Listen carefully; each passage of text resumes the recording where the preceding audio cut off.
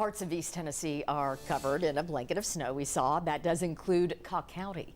Several inches fell throughout the night and into this morning. 10 News reporter Ellis Rold spent time in downtown Newport today and discovered that many stores had to shut down because of the weather. She has more on the road conditions and how the community is dealing with more bad weather after Helene. I am in Cocke County. It is 20 degrees right now.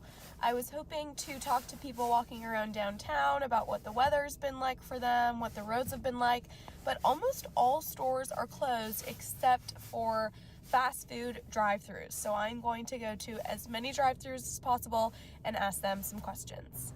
A recovering Cocke County, covered in snow and mostly closed. My first stop, not happy with the flurries, I'm not really a fan of cold weather anyway. but aware of the bigger picture. It makes it even more worse now for the simple fact of, after the hurricane, there's people that are still displaced. And down the street, the same sentiment.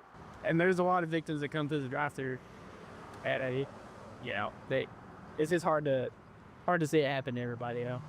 Like people try to rebuild, and then something else happens. Really, it's really tough to watch.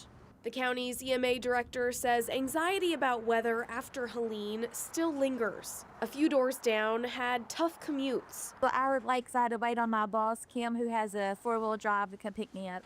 But across town, a sense of community. The whole community is affected, so we're just like one big family. One person's down and out, somebody else pitches in, helps.